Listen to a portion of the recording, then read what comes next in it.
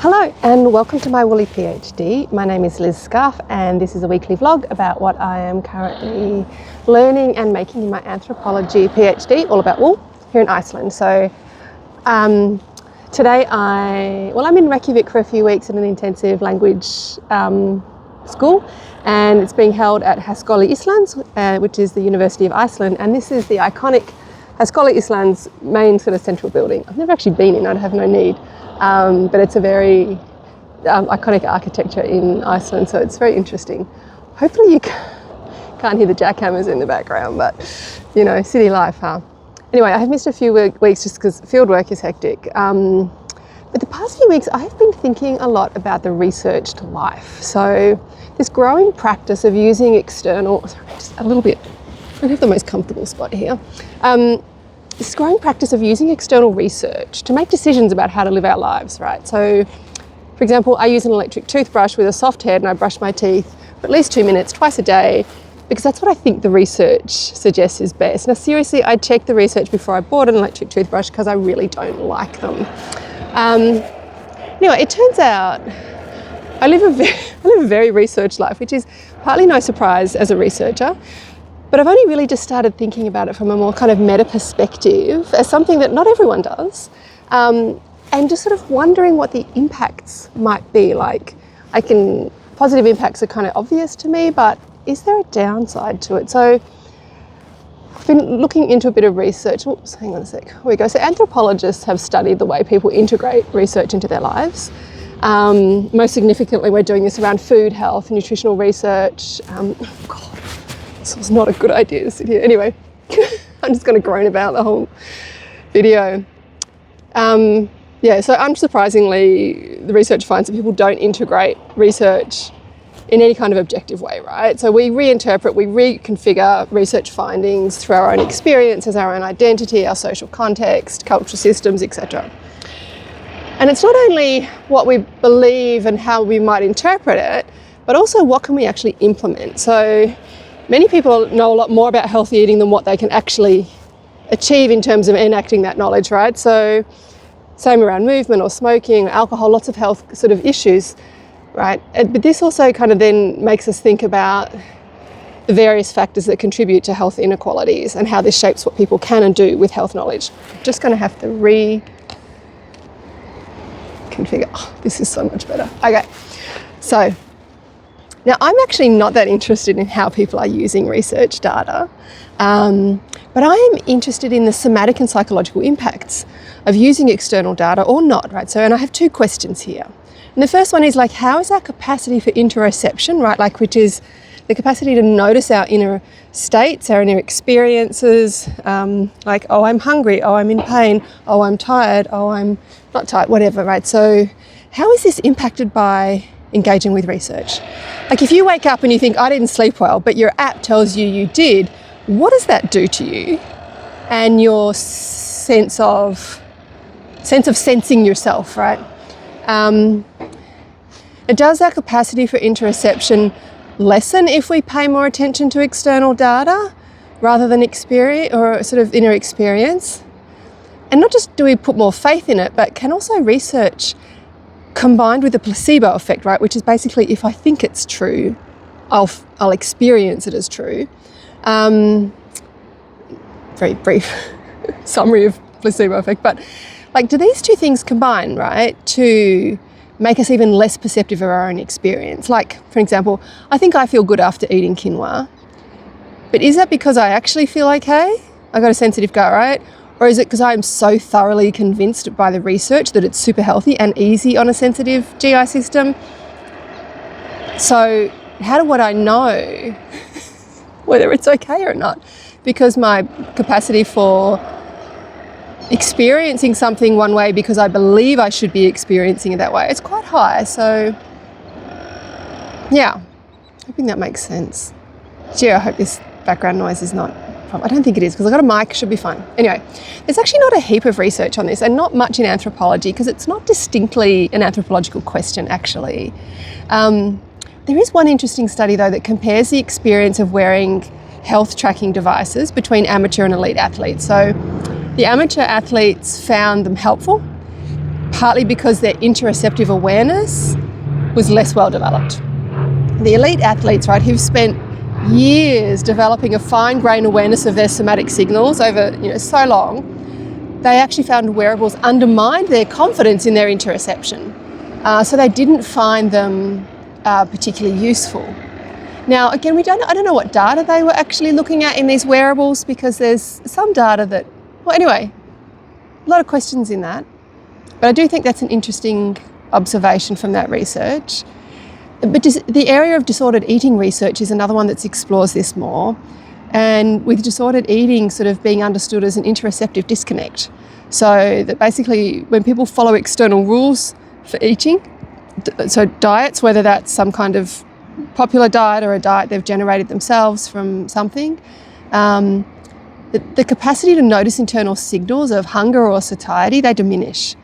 So I don't know, there's something in this, I think. Using external data has an impact on interoception. Couldn't make a strong call yet based on, this is just a bit dipping my toe in the research. And I do think the food one kind of muddies the water a little bit, because food's super complex, food and eating, super, super complex. But I do think it's safe to say, I know, it is more complex than how do I choose my toothbrush. But anyway, my second question is about the impact of on culture and psychology. And I have to say, I can't tell the difference between these anymore. Just think, what in our psychology is not cultural? Everything's cultural. Anyway, but I think about what's the impact on self-identity when I engage with external research to make decisions? And what happens when this way of relating to the self becomes the mainstream in a culture, right? So there is a sociologist, Anthony Giddens, who wrote about this in a book called Modernity and Self-Identity. And he kind of says that in late modernity, the self has become a reflexive project, right? So something that must be continually constructed and revised through narrative and through constant engagement with expert external knowledge systems. And so this is the optimized self kind of movement. And so we kind of have to actively and continually compose ourselves and our identity by consulting and integrating sort of flows of expert information. Psychology, parenting, nutritional advice, productivity studies. Like, I don't know, has anyone in Western middle class culture not watched a productivity video on YouTube?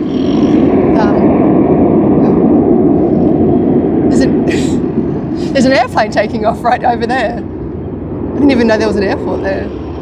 Okay, so, but in this way, our identities are never settled. They're perpetually sort of open to revision in light of new findings. And this does foster trust in experts, but also critique and anxiety towards them. It does make me wonder if we're projecting parental roles onto research, and that somehow keeps us a bit infantilized. Like, I can't make the decision, I've got to check the research. Like, I've got to ask mum, I've got to ask dad. And research on sort of perfectionism and self-optimization finds that sort of the mechanistic self-achievement driven kind of lifestyle is generally associated with lower life satisfaction, reduced vitality, existential despair. And that this idea of self-alienation, to be separate from the self, to be sort of inauthentic or self-estrangement, seems to pop up across a lot of this research that it sort of explores these kind of self-optimization activities when engaging with external knowledge systems. So I don't know who's shocked about this, but somehow these are not creating authentic and meaningful lives to be self-optimized. I would say that the sort of self as project, this sort of quantified self movement, it's incredibly sort of neoliberal capitalist development, producing sort of subjects that treat themselves as ongoing development projects, and we're perpetually inadequate, perpetually improvable. It makes it super easy to sell stuff too, right? Programs, products. And these wearable health tracking devices, it's like an exemplar of this process, this dynamic. So when people wear wearables, not just for health reasons, it's expressing certain values, particularly the research that shows values of autonomy and solidarity and authenticity. But it also makes the subject, you become produced by scientific discourse, your identity, right? So I'm not just someone who's using health tools, I adopt a mode of relating to myself as a project, but also as a highly autonomous individual. Now, feeling like a project, right, that you're only finished when you're dead, probably, makes us work to continually improve the project, comparing the project to other people, looking for advice, buying products and services designed to help improve the project, right? But we can end up spending a lot of time improving the project, but achieving nothing in particularly meaningful in the world, right? Like, great health is great, but it's not the point of life. And then this fiction of autonomy means that if the project isn't going well, it's your own fault. And the weight of responsibility is on your own shoulders, right? Which is nonsense, because there are so many structural and systemic processes and power and resource inequalities that make it hard to live healthy lives, whatever that means, as one example. So, like, it's hard to not experience the compulsion to eat ultra-formulated foods when they're everywhere. So the idea that it's your fault if you can't resist fast food, when fast food is advertised to you everywhere and you can't drive more than 2 minutes in a suburban, thoroughfare and encounter fast food restaurants, right? Like, it's a lot to expect people's psychologies to be able to do. Now, living by data isn't just about wearables. Wearables is a whole, that's an interesting area. Anyway. But imagine that you rarely read the news, you rarely watched any kind of media, you didn't read non-fiction books, you just lived your life based on what you learnt by living it yourself in your local context with your local community. You all somehow got by without external experts. Like, what would that do for your self-esteem, for self-concept, for concept of others, for concept of place? I have no idea. There are, of course, peoples who inherit their identities and that are rooted in the local context, and they don't need to consult external sources to understand their place in themselves. Their local context does this. They don't have to ask somebody outside their local context how to live a good life or a healthy life. And the community which they live in, it is their identity. Now, I find this really hard to imagine. Like, what goes on in the minds of people living like this? This is how much I'm ingrained in this kind of Western contemporary life, right? Is like, what would that be like? And what goes on in their minds? Like, I tend to think maybe they're more peaceful, more focused, more in the present. I don't know. Could be romanticising it. But how does this also shape social relations? And what does it look like when cultures like this try to defend themselves from the intrusion of experts, right? Which is a part of the globalisation phenomenon, right? Like, let us come and tell you how to do it better. We've got all this research and you all will now benefit from it, right? And then we can see how cultures kind of grapple with this, often uninvited, sometimes invited, but often uninvited intrusion. And what has any of this got to do with making stuff with wool? I haven't really thought about this so much, so do put your thoughts in the comments. One thing it does make me think of, though, is who are the experts in making stuff with wool? People who've been making stuff with wool for a long time. All craft expertise is a product of bodily practice, right? So you can absolutely learn from others and learn intellectual concepts that assist the bodily practice, but you can't get around the thousands of hours of practice needed to develop expertise with the hands. So it's like really different, right, to an expert on cardiac health. They don't have to have good cardiac health, actually, or good interoception to monitor their cardiac health. They don't have to have bodily expertise. Intellectual knowledge and bodily knowledge are different beasts. So I think this opens up a whole new topic, and that's for a different video maybe. But yeah, something to ponder. What has any of this got to do with making stuff with wool? Okay, a couple of updates, and then what have I been making? Kusi the calf update. This is very bittersweet. He's a bit heartbroken. He's fine, but he's a bit heartbroken since I left the farm. I'm not going to go into details because it's a bit sad. And it's also highly likely important data in my research, so I can't publish it here first. But I'm also a bit heartbroken, it turns out. I'm going back to the farm on weekends, so I see him then. And last weekend we had lots of lovely snuggles and he fell asleep on my lap. Turns out I'm the cow mum. Oh my God. Anyway, I have had a big wake up about multi-species mothering, and it's bittersweet. The ORF update. Didn't have to go to see a doctor or anyone. It's all fine. It has been about 3 weeks since I did a video, so I can say it's almost all healed. I can even show it to you now, hopefully without grossing anyone out. So it's just like a bit of pale pink skin basically, so just be warned. I don't know, maybe it's a bit more grosser than it was. It was, that margin you see, it was all the way out there. Anyway, it's good now. I can fully bend my finger. I haven't been to the gym yet. I don't think it's fully ready for like deadlifts or anything yet, but not long. Okay, so that's good news. What have I been making? Still, not surprisingly, haven't had as much time for knitting as, I don't know, before I started a PhD. But I have made some progress on this kind of Berkey mashup cardigan thing I'm doing.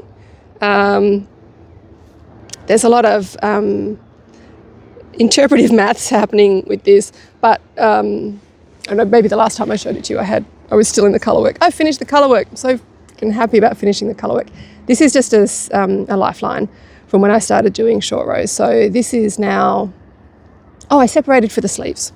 So sleeves have been separated off. The other thing I did is I did a fit check and decided it was way too big. So I've actually separated out this much, quite a bit of it, and I'm going to cut that out because it's a cardigan anyway. I'm steeking, so there's got to be a cut. It probably just won't be as neat as the way I'd already kind of designed it, but I think it will be fine. I'll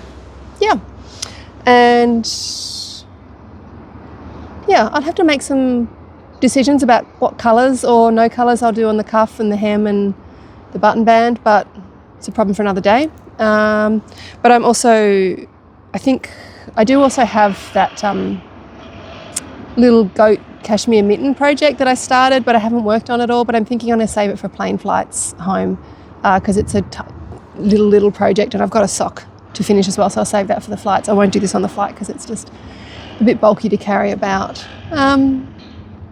Okay, that's it for this week.